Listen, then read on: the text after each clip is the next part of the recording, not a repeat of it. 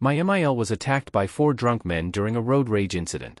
I was there, and I chose to walk away. AITA? My MIL 55F, me 29M, and my 2 kids, 2F, 4M at the time, were returning from the hospital. My son was sick, cold, stomach issues etc. when another car hit our car. MIL was driving. Nobody was hurt, and it wasn't at all my MIL's fault. Other driver was drunk, but 4 men got out to hurl abuses at my MIL. She got out of the car to confront them and started screaming her head off. These men were clearly drunk and aggressive. We live in the countryside, and we were in a sort of remote area, only 2 stores near, so I kept telling MIL to get in the car. My MIL is very sweet, but she can be quite stubborn and headstrong when she needs to be, so she was dead set on holding on to them to stop them from fleeing the scene. They were also drunk, so she didn't want to let them go. One guy noticed me screaming MIL to get in the car, pulled out a plier and started banging on the hood of the car, screaming, "Get out! Get out of the car," and coming towards me. I panicked almost immediately, as my daughter started crying, and my son was just screaming, "Grandma, Grandma." By that time, some people had come out of the stores to see what was going on, to help etc.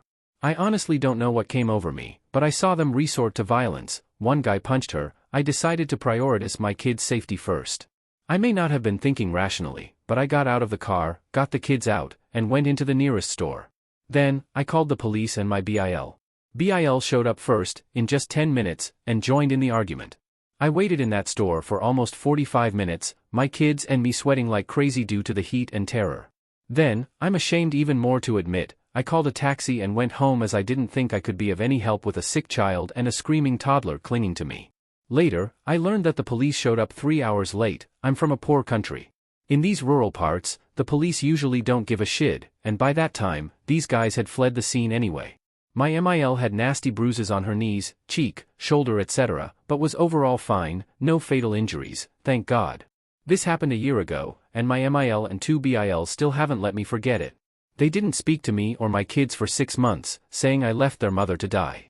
Things have gotten better, but they still constantly bring it up to mock me at family gatherings.